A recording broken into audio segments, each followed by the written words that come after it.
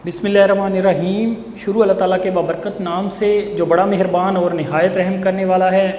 मैं हूं वकार नज़ीर, MPhil commerce. Last lecture में बेटा हमने इंट्रोडक्शन टोटली जो है वो समझ लिया था, ब्रांच अकाउंट के फॉर्मेट देख लिए थे। आपको अपने फॉर्मेट को दोबारा से रिवाइज़ कर लेना है। वही फॉर्मेट टोटल बेस करते हैं हमारे क्वेश्चंस पर। आज हम अपना फर्स्ट क्वेश्चन स्टार्ट करने जा रहे हैं, इलिस्ट्रेशन 1। तो अगेन बता दूं बेटा, अगर आपने फॉर्मेट और इग्नोर के आइटम आपको तैयार नहीं है तो ये आपके लिए मुश्किल से मुश्किल होता चला जाएगा।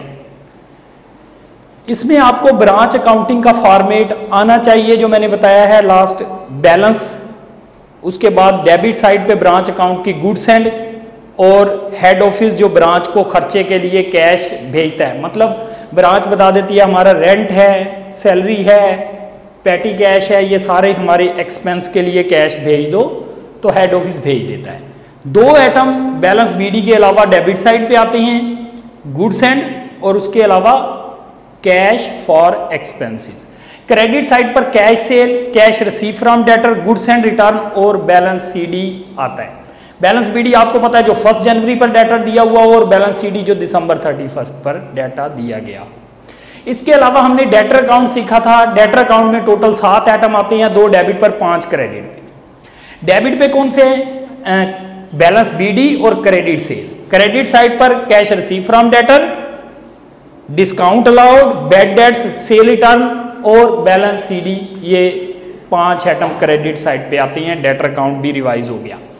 इसी तरह से ब्रांच अकाउंटिंग करते वक्त 9 आइटम मैंने लिखवाए थे कि इग्नोर करने हैं, नहीं लिखने।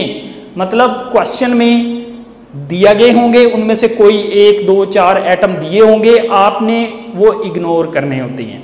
इग्नोर के आइटम में सबसे पहले है जी credit sale, sale return, discount allowed, bad debts, petty expense paid by the branch, depreciation, gain on sale of fix asset, shortage और सरप्लस और normal loss.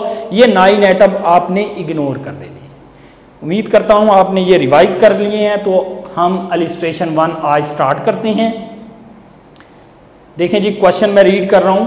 From the following information relating to the Calcutta branch for the year ending 31 March 2001 prepare branch account in the books of head office. ये हम cost price method start करने जा रहे हैं।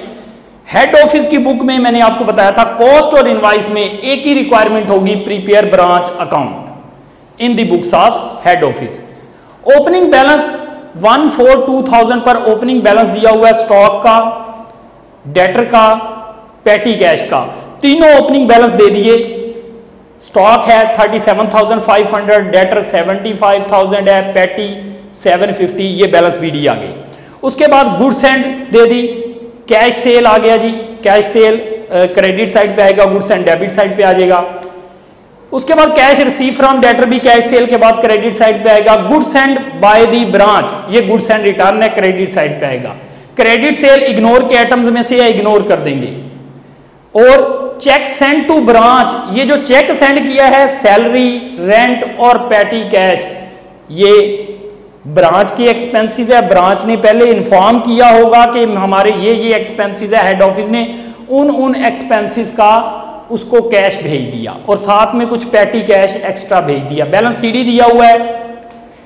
Closing balance 31/3/2001 stock at branch, ये closing stock का balance आ गया, debtor का बैलेंस आ गया, पैटी कैश का क्लोजिंग बैलेंस आ गया। क्वेश्चन करते हैं जी स्टार्ट। मैंने आपको बताया था कि जो 1 जनवरी पर हैं या स्टार्ट में साल के शुरू का जो डाटा होगा बिगिनिंग बैलेंस, वो बैलेंस बीडी होंगे। साल के एंड का डाटा जो होगा क्लोजिंग बैलेंस, वो बैलेंस सीडी होंगे।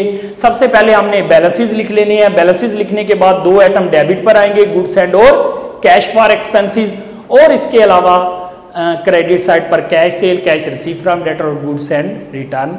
चलें स्टार्ट करते हैं जी क्वेश्चन। सबसे पहले आप बैलेंस बीडी लिख लेंगे।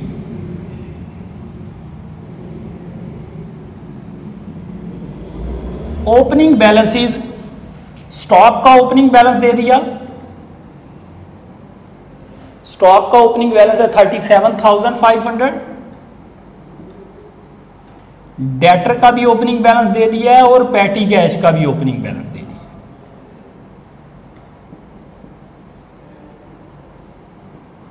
डेटर का ओपनिंग बैलेंस है 75,000 और पैटी कैश का है 750। 75,000 और पैटी कैश का है जी 750। ठीक हो गया जी। बैलेंस बीडी लिख लिए। जो साल के शुरू का डाटा है वो उसको बैलेंस बीडी के अंडर लिख लेना है और जो साल के एंड का डाटा है और उसको बैलेंस सीडी के अंडर लिख देंगे, बिल्कुल फॉर्मेट के मुताबिक। स्टॉक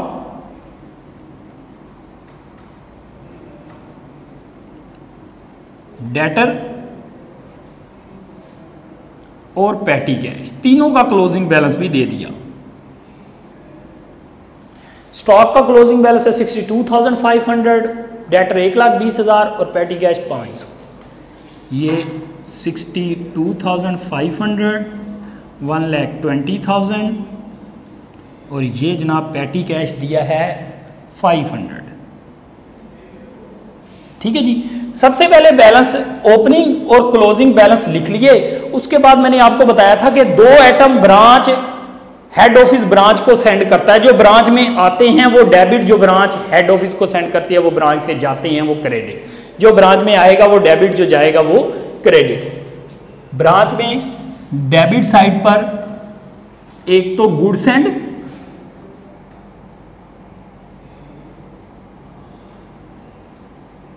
गुड्स एंड आ जाएगा। गुड्स एंड की वैल्यू है जी 6,30,000।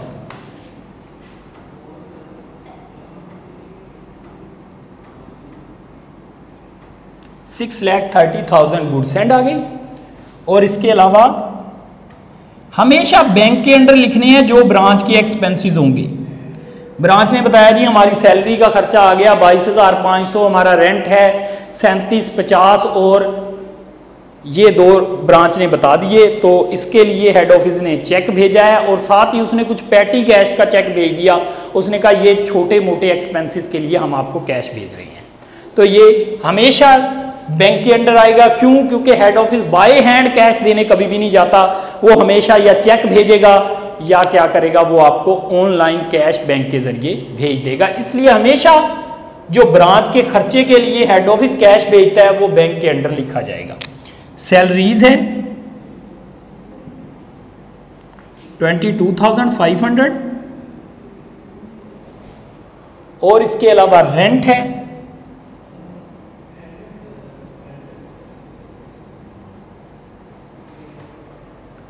रेंट एंड टैक्सेस 3,750 और इसके अलावा पैटी कैश है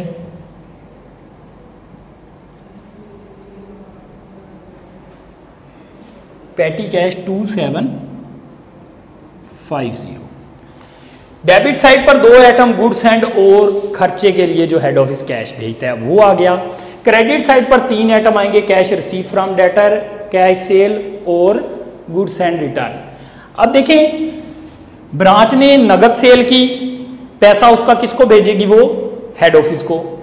ब्रांच ने क्रेडिट सेल की या कैश सेल किया, पैसा उसने हेड ऑफिस को रवाना करना है, बैंक के जरिए हमेशा भेजेगा वो, इसलिए इसको आप बैंक के अंडर लिखेंगे। कैश सेल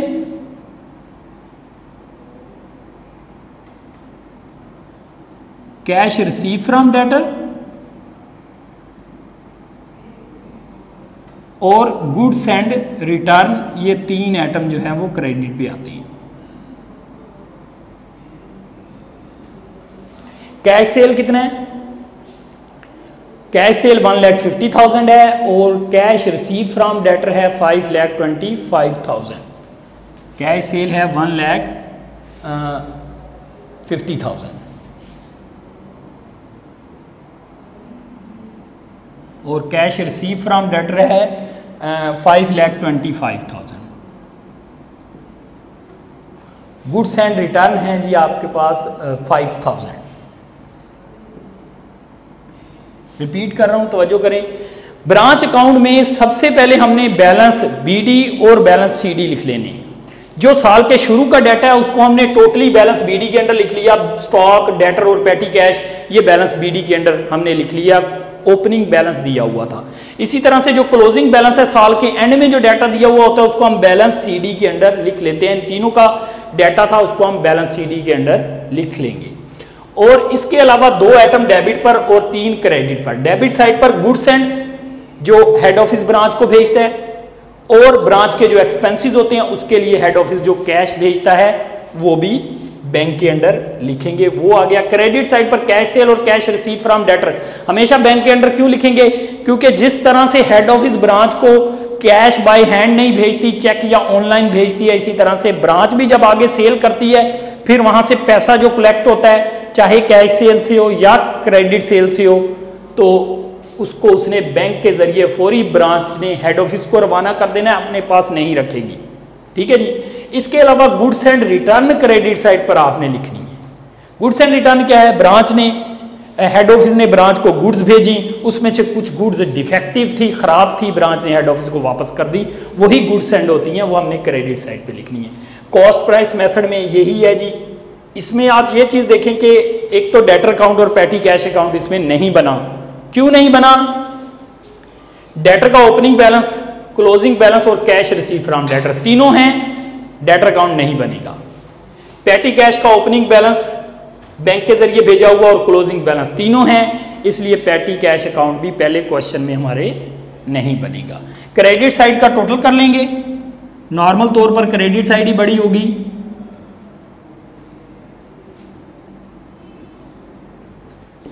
इसी टोटल को बिल्कुल सामने लिखेंगे।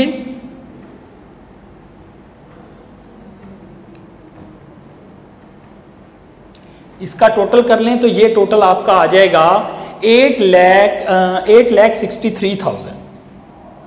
8,63,000।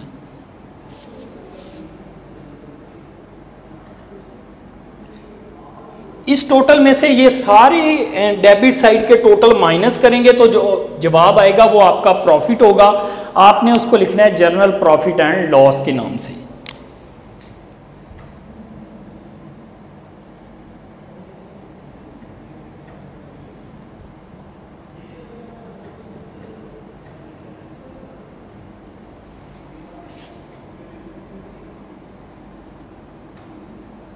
कितनी अमाउंट है इसका आप टोटल करेंगे तो इसको माइनस कर देंगे, ये आपके पास प्रॉफिट आ जाएगा 90750। ठीक है जी। ये था आज का हमारा लेक्चर। उम्मीद करता हूँ आपको समझ आ गया होगा। नेक्स्ट लेक्चर में मिलेंगे। Thank you very much. अल्लाह हाफिज़। कितना टाइम हो गया?